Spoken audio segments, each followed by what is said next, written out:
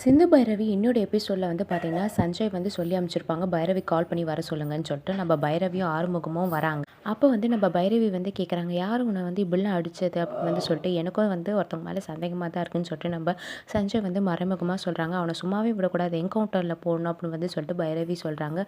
கண்டிப்பாக பைரவி, நான் அதை விடவே மாட்டேன், என்னை தொட்டவன் காலி தான் அப்படின்னு வந்து சொல்கிறாங்க. அதுக்கப்புறம் ஆறுமுகம் நக்கலாக வந்து சாத்துக்குடி இதெல்லாம் வாங்கிட்டு வருவா, சஞ்சய் ரொம்ப அடிச்சிருக்காங்க போல இருக்குது, வலி மரண வலியாக இருக்கும் போல இருக்குது அப்படின்னு வந்து சொல்கிறாங்க.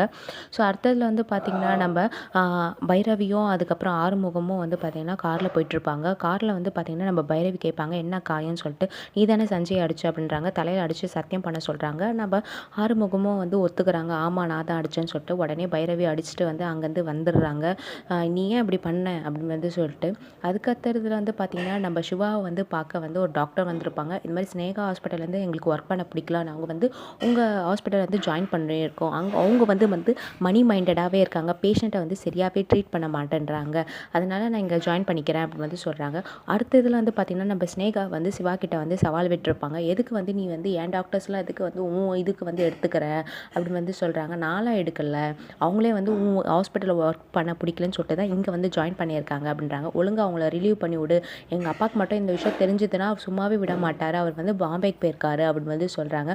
நான் வந்து யார் விஷயத்துக்கும் வந்து நான் போகல, ஆனால் என் விஷயத்துக்கு யாருனா வந்தீங்கன்னா நான் சும்மா விட மாட்டேன் அப்படின்னு சொல்லிட்டு சிவா வந்து சேலஞ்ச் பண்ணுறாங்க. இந்த பக்கம் நம்ம ஸ்னேகாவும் கூடிய சீக்கிரத்தில் உன் ஹாஸ்பிட்டல் வந்து இழுத்து மூட வைப்பேன் அப்படின்னு வந்து சொல்கிறாங்க.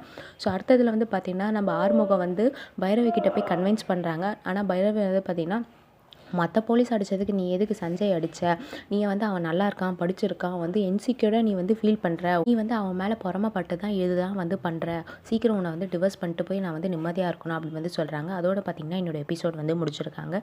இது போல் டெய்லி அப்டேட் தெரிஞ்சுக்கணும் நம்ம சேனலை மறக்காமல் சப்ஸ்கிரைப் பண்ணிக்கோங்க. நன்றி.